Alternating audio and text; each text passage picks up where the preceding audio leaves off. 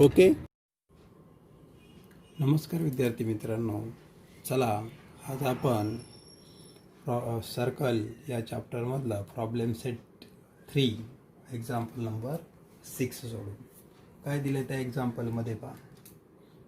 दोन वर्तुळ आहेत की ज्यांचे सेंटर यम आणि एन आहेत.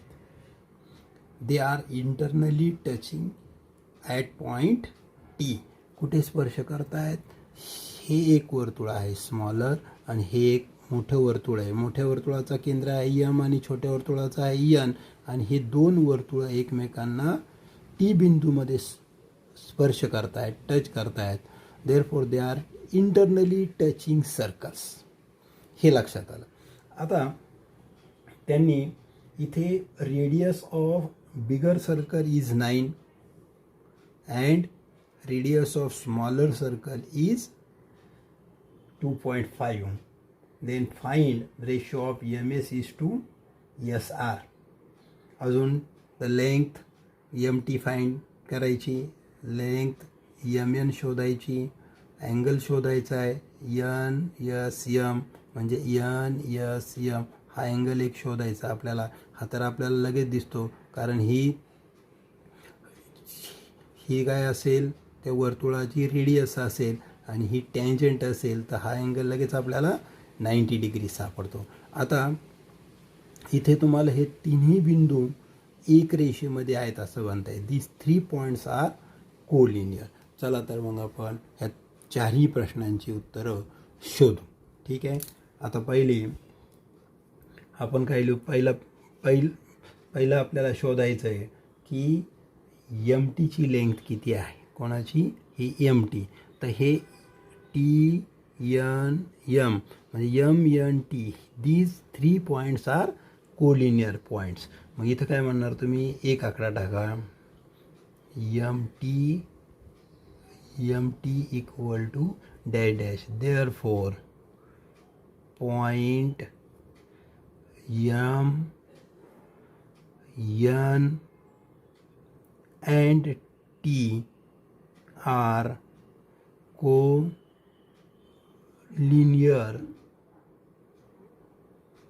points. त्याचं कारण लिहा. From theorem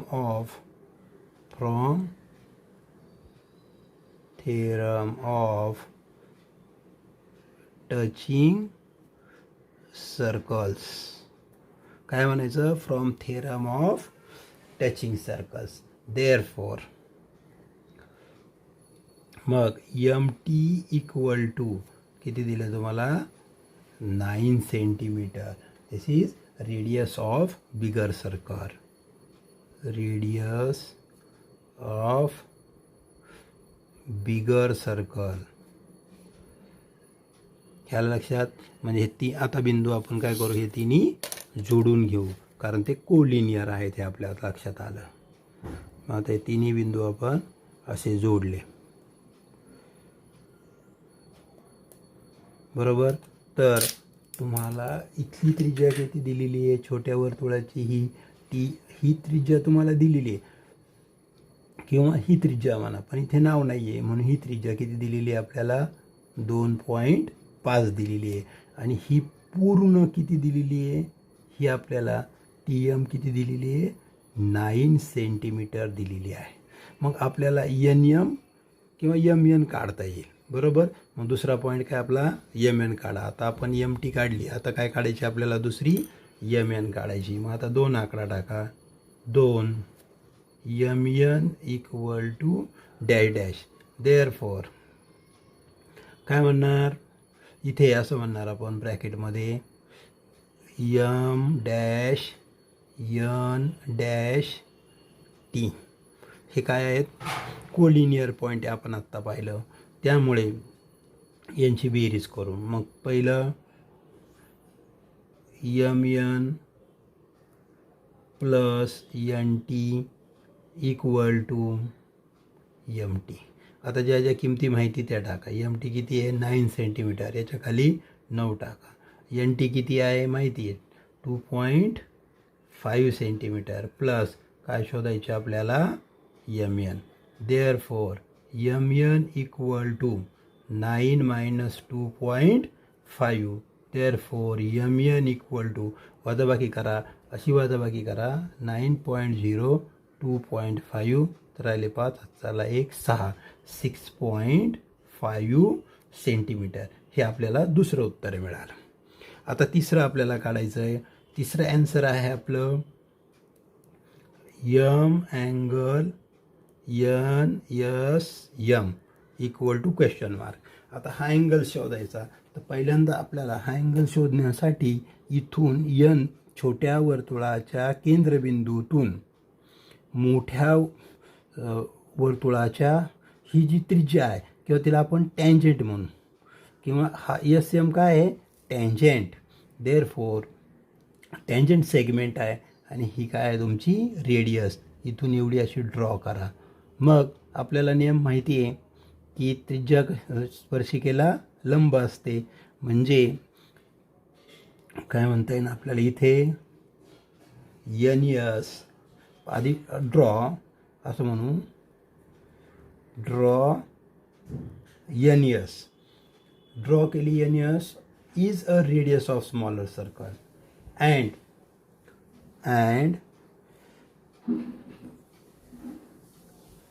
ms is tangent segment.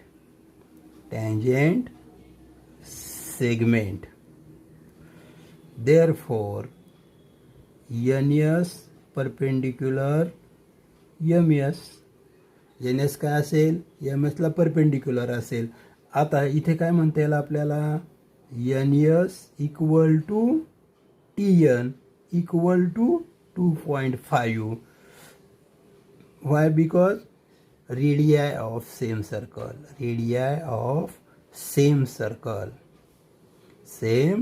circle एकाच वर्तुळाच्या काय त्या दोन्ही त्रिज्या आहेत. म्हणजे हे सुद्धा किती येईल आपलं 2.5 येईल. आणि आपण एन काढलेले आधीच किती आलेले हे 6.5 आलेला आहे. आता आपल्याला अँगल शोधायचा आहे. मग काय म्हणणार आपण इथे देअरफॉर परपेंडिक्युलरचा नियम वापरा. त्याला म्हणायचं टँजेंट थेरम. काय म्हणायचं याला म्हणायचं बाय टँजेंट थेरम.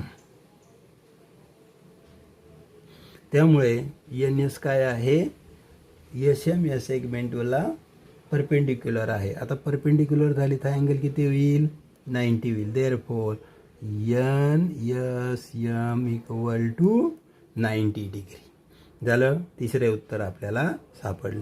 आता ह्या दोन गोष्टी आपल्याला शोधायच्यात. एक एम एस आणि एस आर. आता इथे तर तुम्ही ही बाजू शोधू शकता कारण ह्या दोन्ही काय आहेत रेडियस ऑफ बिगर सर्कल बरोबर. त्यावरनं आपण हे शोधू शकतो. किंवा इथं आपण जे असं केलं आहे त्याच्यावर इंटरनल टचिंग सर्कल केलं तरीही चालेल. मग आता चौथा आकडा आपल्याला शोधायचा आहे. रेशो शोधायचा आपल्याला M S is to S R हा रेशो शोधायचा आहे. आता मग काय करायचं by using Pythagoras theorem in triangle N S M. Therefore हा 90 डिग्री आहे. M S is a hypotenuse. Therefore M N square equal to N S square plus S M square. Put value M N how much 6.5 bracket square equal to N S 2.5 bracket square plus S M आपल्याला शोधायची. Therefore हे काय करा इकडे आणून हे plus इकडे आणून मायनस करा. म्हणजे 6.5 square minus 2.5 square equal to S M square. इथे कोणता नियम वापरला आपण A square minus B square equal to A plus B first bracket A minus B in second bracket. आता काय होईल मग इथं एकदा एक प्लस एकदा मायनस 6.5 प्लस 2.5 आणि दुसऱ्यामध्ये 6.5 minus 2.5 equal to SM square. बेरीज करा, हे किती येईल 9. आता इंटू यांची वजाबाकी केली तर 6तून 2 गेले 4, 5तून 5 गेला 0 म्हणजे 4 equal to SM square. Therefore 9 चौक 36 that is SM square. Take square root of both side. Taking square root of both sides, then we get SM equal to 6 centimetre. आता काय मिळालं आपल्याला, SM मिळाली. SM किती मिळाली, 6 सेंटीमीटर. आता पुढचा भाग कसा सोडवायचा हे लक्षात घ्या. काय करायचं आता, ह्या दोन्ही काय आहेत, रेडियस ऑफ बिगर सर्कल आहेत. देअरफॉर इथे आपण त्याला सोडवू. मग पाहता, therefore MT equal to MR. ह्या काय आहेत, रेडियाय म्हणा, रेडियाय ऑफ बिगर सर्कल, मोठ्या वर्तुळाच्या त्रिज्या आहेत. मग ही किती आहे, 9. म्हणजे ही किती असेल, MR also 9. Then SM equal to 6 centimetre. आणि आपल्याला SR फाइंड करायची, बरोबर. मग असा नेम वापरा, MS plus SR equal to MR. पूर्ण कशी होईल ही, ह्या दोघांच्या बेरजे इतकी होईल. मग MS किती आपली 6 प्लस SR आपल्याला माहिती नाही, SR इक्वल टू MR किती आहे, MR 9 आहे. Therefore SR equal to 9 minus 6. Therefore SR equal to किती 3. आता आपल्याकडं SR आहे, म्हणजे यामध्ये रेशो जो काढायचा, SR आपल्याला माहिती आहे, MS आपल्याला आता इथे माहीत झाली. म्हणजेच आपण रेशो लिहिणार MS is to SR equal to काय होईल, 6:3. म्हणजे 6/3 इक्वल टू 2.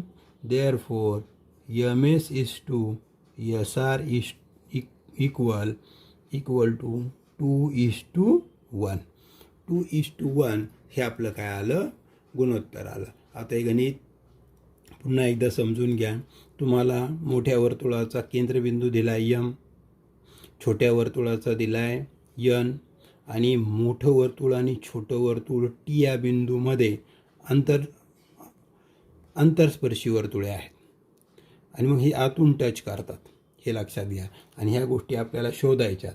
मग हे सगळे तिन्ही बिंदू काय येतील, कोलिनियर येतील. By theorem of touching circle त्यावरनं MT शोधला आपण 9 सेंटीमीटर. नंतर MN आपल्याला काढायचं आहे. हे MN तर पूर्ण आपल्याला 9 दिलेलं आहे. ही त्रिज्या आपल्याला माहिती आहे, यांची वजाबाकी करून हे मिळवलं.